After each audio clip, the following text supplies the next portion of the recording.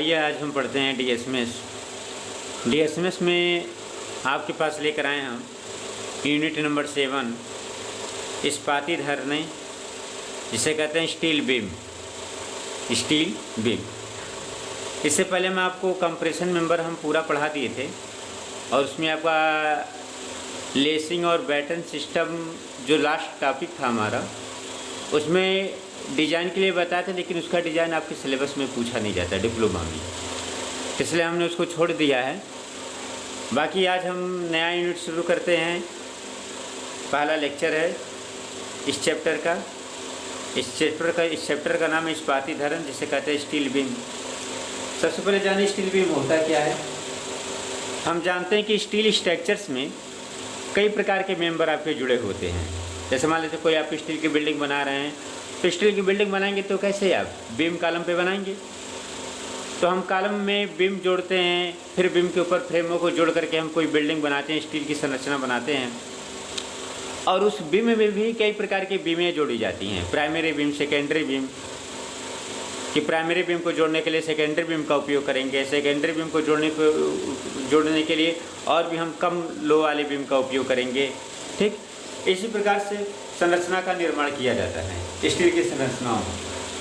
तो स्टील की संरचनाओं में बीम के रूप में हम ज़्यादातर 3 प्रकार के सेक्शन लेते हैं। जैसे आपका होगा ISHB। ISHB को कहते हैं heavy beam, Indian standard of heavy beam. एक होता है ISMB, इसे कहते हैं मीडियम बीम। एक होता है ISLB, इसे कहते हैं Indian standard of light beam, यानी कि लाइट का मतलब होता है हल्का बीम। और एक होता है ISJB, इसको कहते हैं junior beam. ISJB junior beam. तो यह सबसे हैवी खंड होता है, तो यह प्राइमरी बीम होती है। इसको भी आप प्राइमरी बीम बोल सकते हैं, इसको भी आप प्राइमरी बीम बोल सकते हैं। लेकिन इन दोनों बीमों को क्या बोलते हैं, सेकेंडरी बीम बोला जाता है, क्योंकि ये दोनों सेक्शन क्या तो कैसे होते हैं, आपके हल्के सेक्शन होते हैं।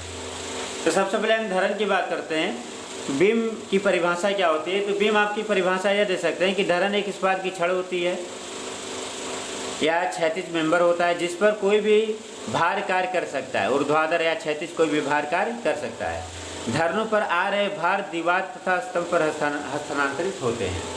यानी कि कोई भी बीम क्षैतिज होता है और क्षैतिज बीम पर कोई भी भार कार्य कर सकता है, चाहे वह लोड ऊपर से आता हो, चाहे वह लोड वर्टिकल हो, चाहे क्षैतिज हो, कोई भी लोड उस पर कार्य कर सकता है। तो उसे हम उस संरचना को बोलते हैं बीम। यानी कि बीम को कहते हैं कि हॉरिजॉन्टल मेंबर है यह, और कॉलम क्या होता है, वर्टिकल मेंबर होता है। अब देखिए यहाँ पे अभी आपको बीम और कॉलम में एक डिफरेंट और बता दे रहे हैं कि आप अगर मान लेते हैं स्टील के एक आई सेक्शन को ले लीजिए। जैसे आप आई सेक्शन हम ISHB लिए हैं, अगर आप इसको हॉरिजॉन्टल लगा दिए तो हम बोलेंगे बीम है, लेकिन आप इसी ISHB को लेकर वर्टिकल लगा दीजिए तो क्या बोलेंगे, इसको हम कॉलम है आपको। तो यह ध्यान रखिएगा। दूसरा टॉपिक हमारा धनुर्पर भार, लोड ऑन बीम, कि किसी बीम पर कितने टाइप के लोड आपके कार्य कर सकते हैं। तो देखिए स्टील की संरचना में जो धारणे होती हैं उन पे 3 प्रकार के भार कार्य करते हैं। चूँकि यहाँ पे नहीं लिखे हैं लेकिन यहाँ लिख दे रहे हैं। पहला भार होता है ट्रांसफर्स, ट्रांसफर्स लोड। दूसरा होता है भार लेटरल लोड, और तीसरा होता है एक्जियल लोड। 3 टाइप के भार कार्य करते हैं, ट्रांसफर्स लोड, लेटरल लोड और एक्जियल लोड। ट्रांसफर लोड क्या होता है, अगर मान लेते हैं कोई मेंबर है, बीम है, अगर इस पे लोड आपका वर्टिकल लग रहा है, परपेंडिकुलर लग रहा है, तो यह कहलाएगा लोड आपका ट्रांसफर्स लोड। और इस लोड के कारण, इस ट्रांसफर्स लोड के कारण हमारे बीम पे झुकाव होता है, और इसी लोड को बोला जाता है डेड लोड भी कहा जाता है, जिसे हम बोलते हैं अस्थिर भार या डेड लोड। दूसरा आपका लेटरल लोड। लेटरल लोड क्या होता है, यह बीमों पर साइड से लगता है। जैसे मान लेते हैं बीम है आपका, यह इसका एक्स एक्सिस है, तो यह जो लोड लगेगा साइड पे लोड लगेगा, साइड पर ऐसे, इसे बोलते हैं लेटरल लोड। लेकिन यही लेटरल लोड अगर इसके अक्ष पे लग जाए बीम के, तब लोड को बोलेंगे एक्सियल लोड बोला जाएगा। तो 3 टाइप के आपके लोड आपके कार्य करते हैं बीम पर। चूँकि आपको इसके बारे में नहीं पढ़ना है, बस यह जानना है कि धरणों पर भार होता क्या है।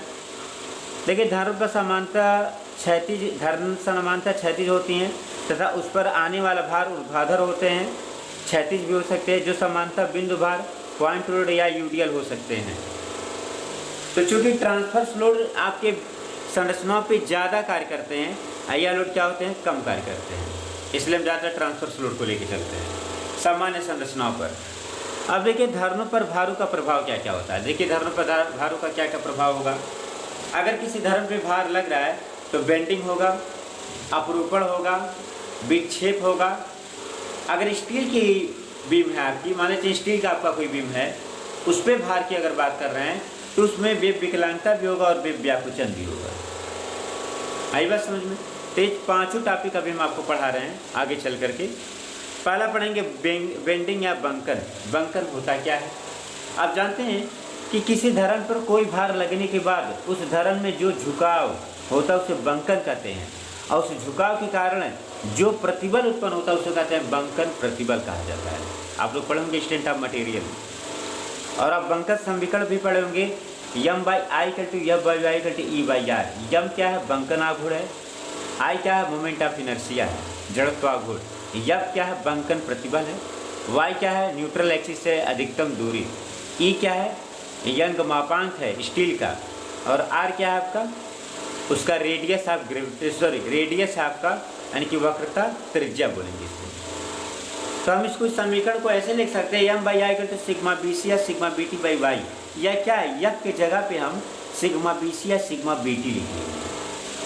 आई बात समझ में, सिग्मा बी सी या सिग्मा बी टी। यह क्या प्रतिबल है, सिग्मा बी सी संपीड़न में प्रतिबल है, सिग्मा बी टी तनाव में प्रतिबल है। जैसे आपका यहाँ समझा दे रहे हैं, जैसे मान लीजिए कोई आई सेक्शन ले लीजिए और आप जानते हैं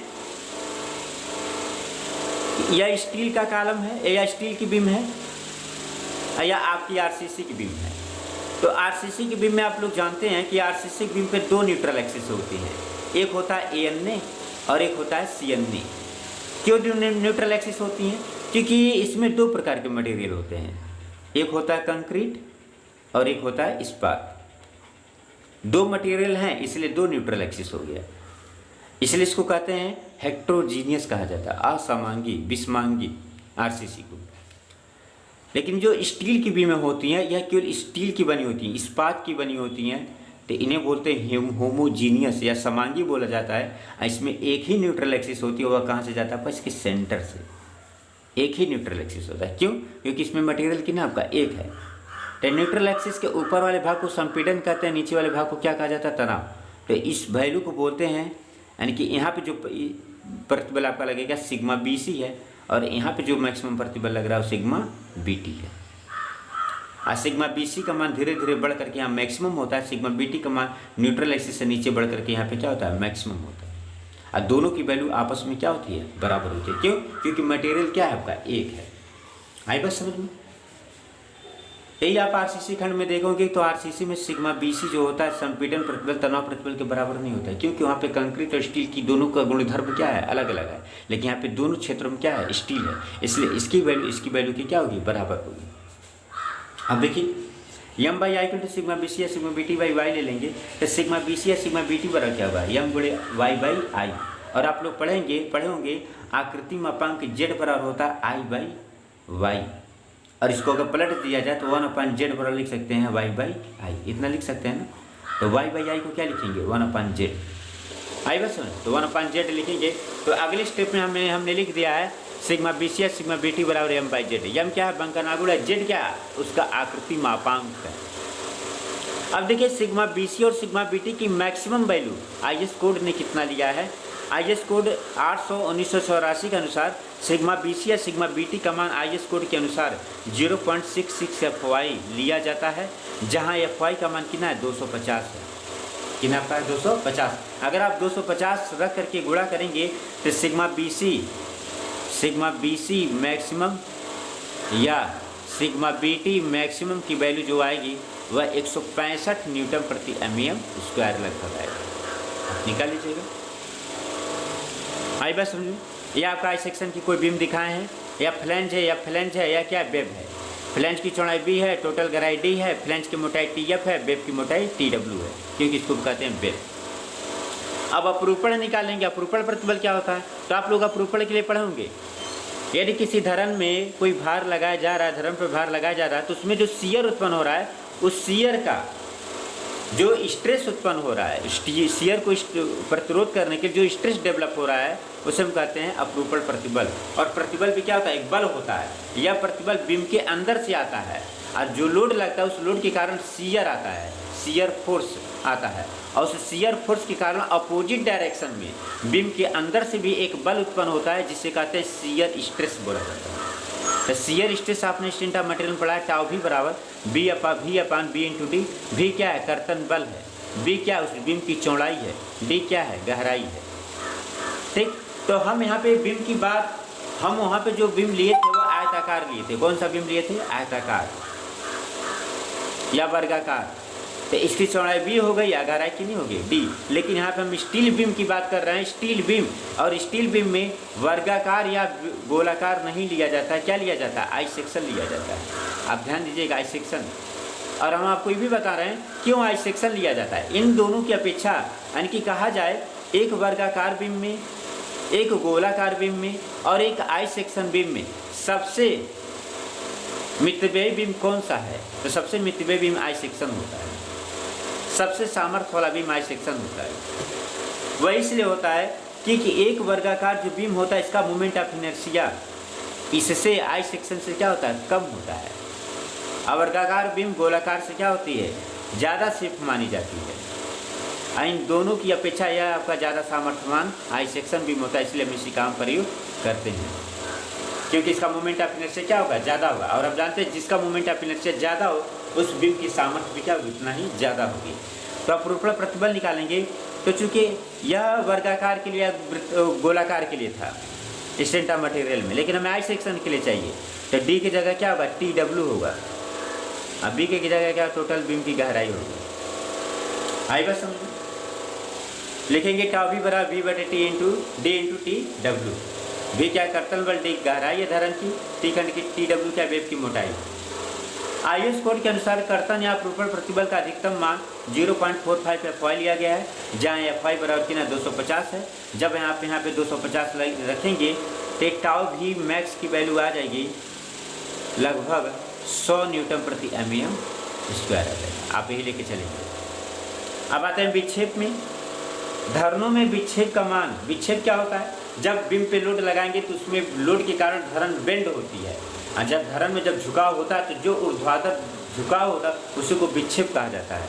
तो धरन में विक्षेप का मान प्रभावी पाठ बटे 325 से कम होना चाहिए, यानी कि विक्षेप इसकी अपेक्षा क्या हो? कम हो।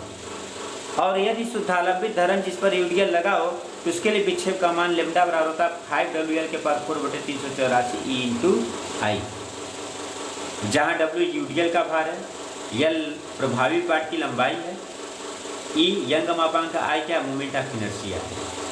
आई बस है।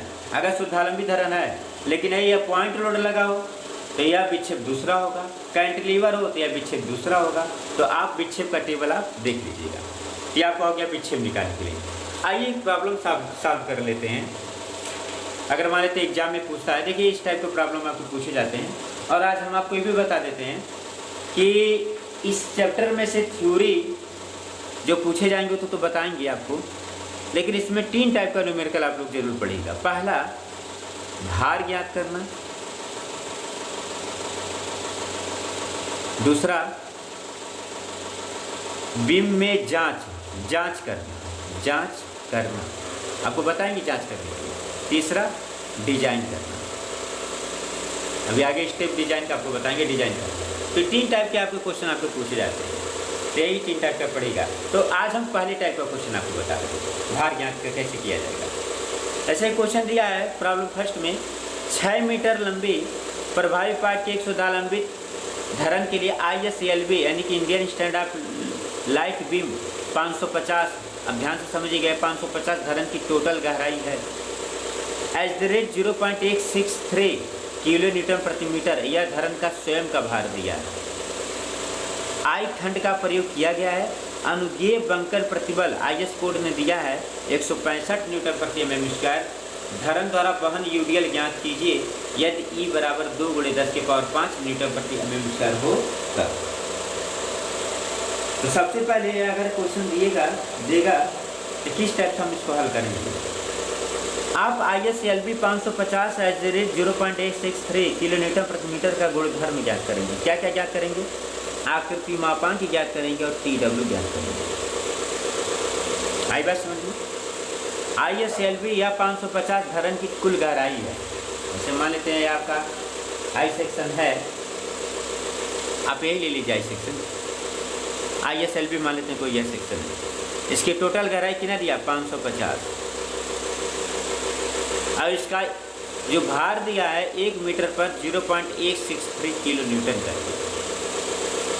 इसका गुणधर्म टेबल से ज्ञात करेंगे। ZXX 1933.2 × 10⁻³ mm⁻³ TW बराबर होगा 9.9 mm। यह टेबल में वैल्यू आपका दिया है। यह बीम है, मान लेते हैं इस पे यूडीएल W1 किलोमीटर का लग रहा है। यूडीएल ज्ञात करना है, W1 किलो न्यूटन पर मीटर का लग रहा है। और आप जानते हैं कि किसी धरन पे कुल भार बराबर होता है यूडीएल का भार प्लस धरन के स्वयं का भार, यही होता है आपका। तो सबसे पहले निकालेंगे बंकन आघूर्ण। बंकन आघूर्ण यम बराबर होगा, यदि शुद्धालंबित धरन हो यूडीएल लगा हो तो WL² / 8। यल बराबर दिया 6 मीटर, वैल्यू पुट करेंगे तो यम बराबर निकलेगा W × 4.5। चूँकि यह किलो न्यूटन में लिए हैं तो किलो न्यूटन मीटर हो गया।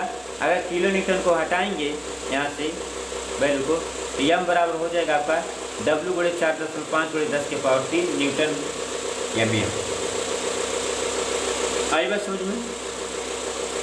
अब यहाँ से आप m की वैल्यू इतना निकाल लीजिए, ठीक। ठीक है, हमने किलो न्यूटन मीटर में लिया इसलिए किलो न्यूटन मीटर लिखे। चलिए, तो यह कौन सा लोड है? यह टोटल भार है। कौन सा भार है? टोटल भार दिया गया है। तो सिग्मा BC सिग्मा BT और आप फार्मूला आप जानते हैं M/ZXX। तो यम की वैल्यू आप निकाले हैं, वैल्यू यहाँ पे पुट करेंगे।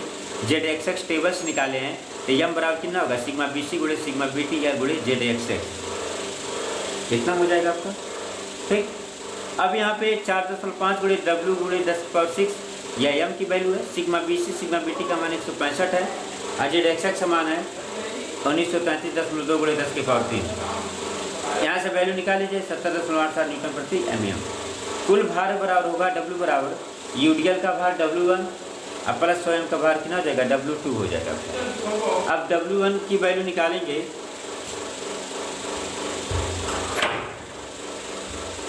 यहाँ से W1 का मान निकाल लीजिए। W - W2 हो जाएगा आपका। W2 की वैल्यू क्या करेंगे आप पुटअप करेंगे, क्योंकि स्वयं का भार इतना दिया है तो W2 का मान पुटअप करेंगे तो इतना हो जाएगा। तो W1 बराबर होगा W में से माइनस कर दीजिए, तो माइनस करेंगे तो आपकी वैल्यू क्या हो जाएगी, निकल जाएगी। आई बात समझ में? अब यहाँ से वैल्यू जो आपका वैल्यू निकला है उसको देख लीजिए कितना आपका वैल्यू निकला है। तो यह वैल्यू है 70 न्यूटन प्रति mm। अब इसी प्रकार आप अपरूपण के लिए निकालेंगे। आप जानते हैं फार्मूला होता है टाउ VA बराबर V/D × TW। कर्तन बल V बराबर होगा WL/2। अब वास्तविक लंबाई L बराबर निकालेंगे तो मान लेंगे कि यह जो बीम आप प्रयोग किए हैं उसके एक तरफ की धारण लंबाई 300 mm है। जैसे बीम को जब रखते हैं तो यह जो लंबाई होती है जितना कॉलम पे चढ़ा के रखा जाता है उसे धारण लंबाई कहते हैं। तो एक तरफ की धारण लंबाई कितना दिया, 300 mm दिया है। तो आपकी बीम की यहाँ से यहाँ तक दूरी स्मॉल L होती है और अंदर की दूरी कैपिटल L होती है, ठीक। तो मान लेते हैं कि दोनों तरफ की धारण लंबाई 300 में माने हैं तो दोनों तरफ की धारण लंबाई क्या करेंगे, माइनस करेंगे तो कैपिटल L निकल जाएगा आपका 5.7। अब यह वैल्यू L ले जा करके अब क्या करेंगे, पुट करेंगे यहाँ पे तो V की वैल्यू W × इतना बटे इतना हो जाएगा आपका। अब V का मान यहाँ पुटअप करेंगे और टाउ VA का मान आप जानते हैं IS कोड के अनुसार 100 होता है तो 100 बराबर हो जाएगा। यहाँ से आप V की वैल्यू पुटअप कर दी, V की वैल्यू ना पुटअप कर दी। अब 5.7 जो वैल्यू दिया गया आपका गुणे 10 की पावर कितना दिया गया 3, तो 10 की पावर 3 या इसको mm में कन्वर्ट कर लीजिए। 5.7 गुणे 1000 mm इतना वैल्यू हो जाएगा। अब W की जो वैल्यू आप लिए हैं, चूँकि किलो न्यूटन में लिए हैं, तो आप भी यहाँ पे क्या करिए 1000 से आप वो कर दीजिए, गुणा कर दीजिए। अब यहाँ से क्या करें, W की वैल्यू क्या करिए आप ज्ञात कर लीजिए, जो W आपका निकल जाए वो आपका क्या हो जाएगा, आपका आंसर हो जाएगा।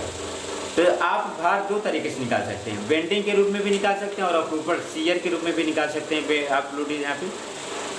अब इसके आगे हम अगला लेक्चर लेकर आएंगे कि मोस्ट इम्पॉर्टेंट आपका थ्योरी आपको पूछा जाता है वेब विकलांगता और वेब व्याकुचन, यह दोनों आपके क्वेश्चन आपको पूछे जाते हैं। और उसके बाद आपके कुछ न्यूमेरिकल उसमें पूछे जाते हैं, तो न्यूमेरिकल अगले लेक्चर में हम आपको बताएंगे यूनिट नंबर 7 के। तो आप ये पूरा वीडियो देखिएगा, देखने के बाद आप चैनल को सब्सक्राइब करिएगा और ज़्यादा से ज़्यादा वीडियो को शेयर करिएगा ताकि ज़्यादा से ज़्यादा लोगों के पास पहुँच सके। धन्यवाद।